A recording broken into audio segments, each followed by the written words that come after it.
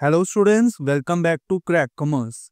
तो आज हम पढ़ेंगे इज अकाउंटिंग एन आर्ट और science, role of accounting in business, accounting information, systems of accounting and last types of accounting information. All right, तो चलिए start करते हैं।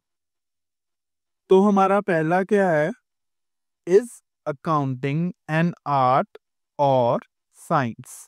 ठीक है, accounting is an art as well as science, मतलब कि accounting art भी है और साइंस भी है। ठीक है, तो पहले हम पढ़ते हैं कि अकाउंटिंग आर्ट कैसे है। ठीक है, अकाउंटिंग आर्ट कैसे है। ठीक है, तो accounting is an art of recording, मतलब हम ट्रांजैक्शंस को रिकॉर्ड करते हैं, वो भी एक तरह की आर्ट है। ठीक है, उसको क्लासिफाई करना वो भी आर्ट है। Summarise financial transactions, financial transactions को समराइज करना है, ये भी एक आर्ट है। मतलब अकाउंटिंग करने के लिए हमें आर्ट चाहिए। आर्ट किसके लिए? Recording of transactions, classifying and summarising. All right, तो आगे हम बढ़ते हैं। तो नेक्स्ट है साइंस। तो अकाउंटिंग साइंस भी है, लेकिन क्यों? Any organized knowledge based on certain basic principles is a science। मतलब अकाउंटिंग के अंदर कुछ प्रिंसिपल्स भी होते हैं जिसको हमें फॉलो करना पड़ता है, उसी बेसिस पे अकाउंटिंग की जाती है। ठीक है, तो इसके लिए हमें क्या पढ़ना पड़ता है? प्रिंसिपल्स। ठीक है, तो आगे नेक्स्ट पॉइंट क्या है? Accounting is also a science. It is an organized knowledge, as I said, knowledge है based on a certain basic principles। इसके अंदर क्या होगा? बेसिक प्रिंसिपल्स चाहिए, बेस्ड ऑन बेसिक प्रिंसिपल्स, यानी कि ऑर्गेनाइज नॉलेज चाहिए। किसके लिए? बेसिक प्रिंसिपल्स, और उसको हम बोलेंगे साइंस। मतलब अकाउंटिंग के अंदर साइंस भी है। तो इसका निचोड़ क्या निकला? Accounting is an art as well as science. All right, तो चलो हो आगे बढ़ते हैं।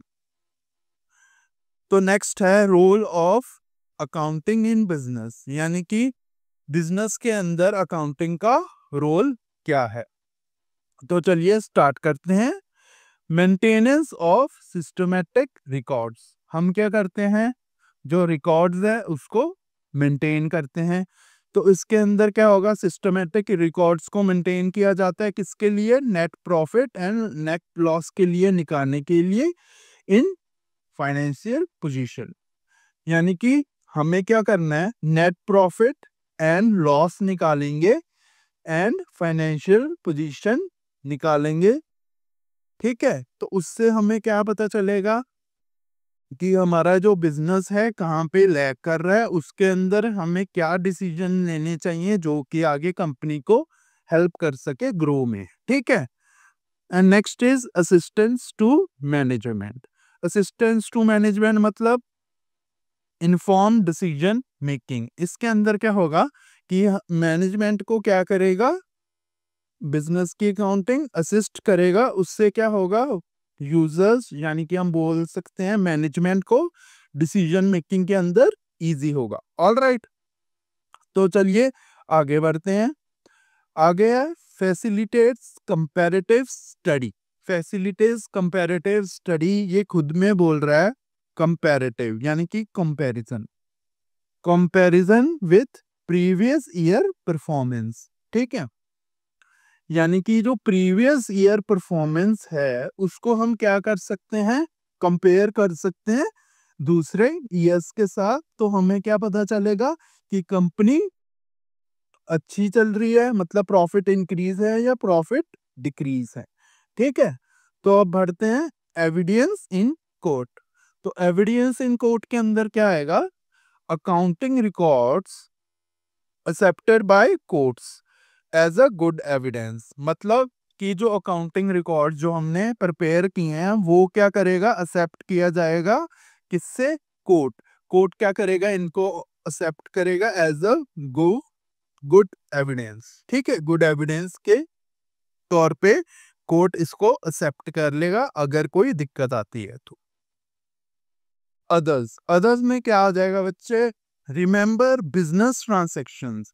रिमेंबर बिजनेस ट्रांसैक्शंस के अंदर क्या होगा? हमें ट्रांसैक्शंस को रिमेंबर करने की जरूरत नहीं होती है। हम ट्रांसैक्शंस को रिमेंबर नहीं करनी है क्योंकि हमने उन ट्रांसैक्शंस को क्या कर लिया है?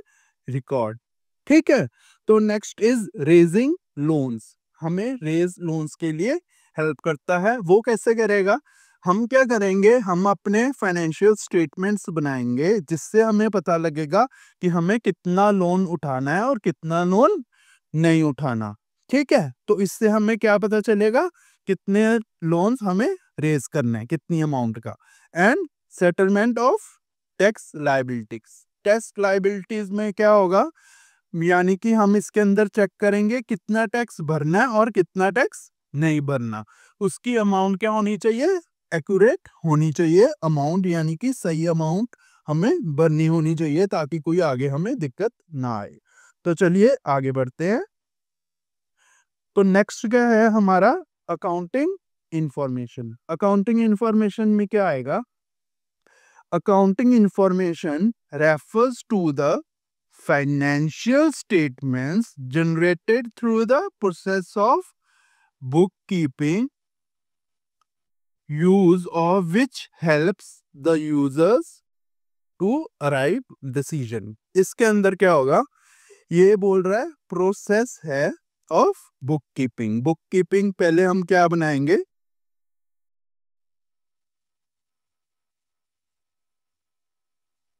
पहले हम बनाएंगे बुक कीपिंग।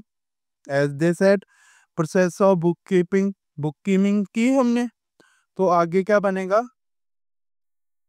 Financial statements.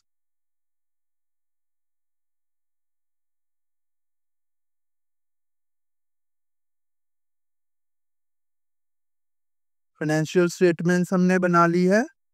ठीक है। फाइनेंशियल स्टेटमेंट्स के अंदर क्या आ जाएगा? फाइनेंशियल स्टेटमेंट के अंदर आएगा ट्रायल बैलेंस। ठीक है। उसके बाद हम क्या बनाते हैं? Profit and loss account. And next बनाते हैं हम लास्ट बैलेंस शीट। इसके अंदर ये सब आ जाता है। ठीक है। एंड आगे क्या हम पढ़ेंगे? क्या बनाएंगे हम? वही इंफॉर्मेशन को यूजर्स को सबमिट कर देंगे। किसके लिए? डिसीजन लेने के लिए। ठीक है।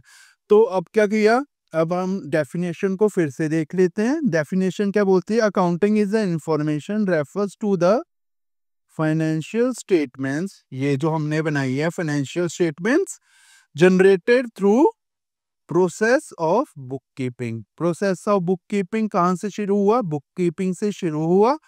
Use for helps in the users. Users को क्या करता है? हेल्प। यानी कि ये देखे ना, यूजर्स को क्या करेगा? हेल्प करेगा। कहां से? डिसीजन मेकिंग के अंदर। तो चलिए हम आगे बढ़ते हैं। आगे क्या होगा? हम पढ़ेंगे टाइप्स ऑफ अकाउंटिंग इंफॉर्मेशन। ठीक है। तो इसके अंदर क्या होगा? क्या टाइप होंगी इसकी? इंफॉर्मेशन रिलेटेड टू बिजनेस और सरप्लस। ठीक है। Income statements makes available the accounting information about profit earned and loss incurred as a result of business operations। Information किसकी मिलेगी हमें? accounting information किसके मिलेगी? प्रॉफिट और सरप्लस की होगी। हमें पता चलेगा कितना प्रॉफिट अर्न किया है और लॉस कितना इनकर हुआ है। ठीक है। तो ये सब हमें पता चलेगा। ठीक है। तो नेक्स्ट क्या है? Information relating to financial positions. तो information relating to financial information के अंदर क्या होगा कि position statement that is the balance sheet makes available in the information the financial position of the entity. ये देखो, इस फाइनेंशियल पोजीशन यहाँ पे निकलेगी। ठीक है। इसके लिए हमें क्या प्रिपेयर करते हैं? Balance sheet. ठीक है। अभी ध्यान से देखो, जब हमने प्रॉफिट एंड लॉस निकालना है, इसके लिए हम प्रॉफिट एंड लॉस इनकर्ड और ये सब चेक करेंगे। जब हमें फाइनेंशियल पोजीशन चेक करनी है तो हम क्या प्रिपेयर करेंगे? Balance sheet. ठीक है, तो चलिए आगे बढ़ते हैं। Information about cash flow. Cash flow की हमें इंफॉर्मेशन पता लगती है। Cash flow is the statement that shows flow that is inflow और outflow during the cash during a specific period. हमें पता चलेगा कि कैश कितना आ रहा है और कैश कितना जा रहा है, इसकी इंफॉर्मेशन हमें पता चलेगी। हमें प्रिपेयर करना पड़ेगा कैश फ्लो स्टेटमेंट, उसी से ही हमें ये सब पता चलेगा। And remember that cash flow is very very important. ठीक है, इसको हम आगे बढ़ेंगे, टेंशन मत लो, डिटेल में हम सब कुछ आगे कवर अप करेंगे, आपको सब अच्छे से समझ आ जाएगा। तो हमारा नेक्स्ट और लास्ट टॉपिक है systems of accounting. System of accounting के अंदर क्या होगा बच्चे? पहले हम दो पार्ट्स में ये डिवाइड किया गया है सिस्टम ऑफ अकाउंटिंग। एक तो है double entry system and next है सिंगल एंट्री सिस्टम, या इसको हम बोल सकते हैं अकाउंट्स फ्रॉम इनकम्प्लीट रिकॉर्ड्स। ठीक है, तो पहले हम शुरू करते हैं डबल एंट्री सिस्टम से। The system which recognizes and records both aspects of a transaction, that is debit and credit। ये दोनों एस्पेक्ट्स को रिकॉर्ड करेगा, डेबिट और क्रेडिट को। दो एंट्रीज की जाएंगी इस केस में।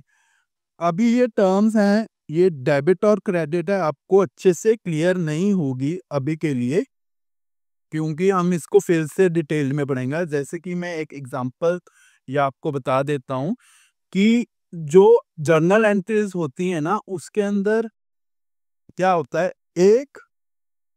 एक साइड से तो पैसा जाएगा और एक साइड से पैसा आएगा। ठीक है, ये क्या हो गए, दो एस्पेक्ट्स हैं, इसको हम रिकॉर्ड किए जाएंगे एज अ डेबिट और क्रेडिट। इसको क्या हम बोलेंगे? Double entry. ठीक है, अभी मैं मोटा मोटा सा समझा रहा हूं, ऊपर से डिटेल बाद में कवर अप करेंगे कि एक्चुअल ये सब क्या होता है। ये दो एस्पेक्ट्स के अंदर डिटेल में पड़ता है, कहां पैसा जा रहा है, किसको और किसको आ रहा है। The next is double entry system has proved a scientific complete system of accounting. ये एक कंप्लीट साइंटिफिक सिस्टम है, कंप्लीट ऑफ अकाउंटिंग, यानी कि हमें पूरा अच्छे से पता चलेगा कि कहाँ पैसे जा रहे हैं, किधर से पैसे आ रहे हैं, ये सब डिटेल के अंदर पता चलेगा। इसलिए ये क्या है? Scientific and complete system. ठीक है, तो चलिए अब हम पढ़ेंगे सिंगल एंट्री सिस्टम और अकाउंट फ्रॉम इनकम्प्लीट रिकॉर्ड्स। तो चलिए स्टार्ट करते हैं। Transactions are not recorded on double entry basis. जो ट्रांजैक्शंस होंगी डबल एंट्री बेसिस पे नहीं होंगी, क्योंकि ये डबल एंट्री में थे और ये सिंगल एंट्री के अंदर है, इसलिए वो डबल एंट्री बेसिस पे नहीं रिकॉर्ड की जाएगी। तो नेक्स्ट पॉइंट क्या हमारा? The accounts maintained under this system are incomplete and unsystematic and therefore not reliable. चलो इसको हम पढ़ते हैं। जैसे कि ये अकाउंट्स इनकम्प्लीट होंगे, क्यों? क्योंकि यहाँ पे कोई डेबिट और क्रेडिट नहीं यूज किया है, एक ही सिंगल एंट्री यूज की गई है। उस सिंगल एंट्री से हमें कुछ भी पता नहीं चलेगा। ठीक है, तो इसलिए ये क्या है, इनकम्प्लीट भी है और ये सिस्टमेटिक भी नहीं है, ये अनसिस्टमेटिक है। ठीक है, therefore it is not reliable. ये नॉट रिलायबल है, यानी कि हम इसके ऊपर विश्वास नहीं कर सकते। ठीक है, तो नेक्स्ट हम ये पॉइंट बढ़ते हैं। Since all the transactions are not recorded under this system on double entry basis, it is not possible to prepare trial balance. As a result, the profit and loss account and the balance sheet cannot be prepared। इसके अंदर क्या होगा बच्चों? इसके अंदर होगा जो transactions हैं वो क्या है, डबल एंट्री बेसिस पे होनी चाहिए, यानी कि प्रॉपर होनी चाहिए एंड कंप्लीट होनी चाहिए। जैसे मैंने बताया ये इनकम्प्लीट होती है, तो ये ट्रांजैक्शंस कंप्लीट होनी चाहिए। ठीक है, कंप्लीट होने के बाद क्या होगा कि हम ट्रायल बैलेंस भी बना सकते हैं, profit and loss and balance sheet, ये सब प्रिपेयर कर सकते हैं। जैसे कि ये ट्रांजैक्शंस क्या है, इनकम्प्लीट हैं, तो इसके लिए क्या होगा, it is not possible to prepare trial balance, profit and loss account and balance sheet. इसको हम प्रिपेयर नहीं कर सकते हैं। ठीक है, तो ये था हमारा सिंगल एंट्री सिस्टम और डबल एंट्री सिस्टम। ठीक है, आई होप आपको ये सब समझ में आ गया होगा। तो देखिए स्टूडेंट्स, ये एंड है अभी इस सीरीज का। ठीक है, तो हमारा first chapter introduction to accounting अभी यहीं पे एंड हो चुका है इस सीरीज का। And let me tell you, ये मत सोचना कि पूरा सर ने पढ़ा दिया introduction to accounting, that's it, ये चैप्टर पढ़ा रही है। एंड रिमेंबर दैट मैं इसकी रिवीजन भी कराऊंगा इन शॉर्ट में, कि आपको सब रिवाइज हो जाए ये चैप्टर। ठीक है, और शॉर्ट थॉट्स बताऊंगा आपको कि कौन से क्वेश्चंस इंपॉर्टेंट है जो कि एग्जाम्स के अंदर आ सकते हैं और जो प्रीवियस एग्जाम्स के अंदर भी आए हैं। तो ये सब नेक्स्ट वीडियोस में आएगा, तो प्लीज स्टे इन टच। तो मिलते हैं आगे नेक्स्ट वीडियोस में, ताकि हम और सब कुछ कवर अप कर पाए इजीली। ठीक है, ठीक है, thank you and have a nice day, see you in next video.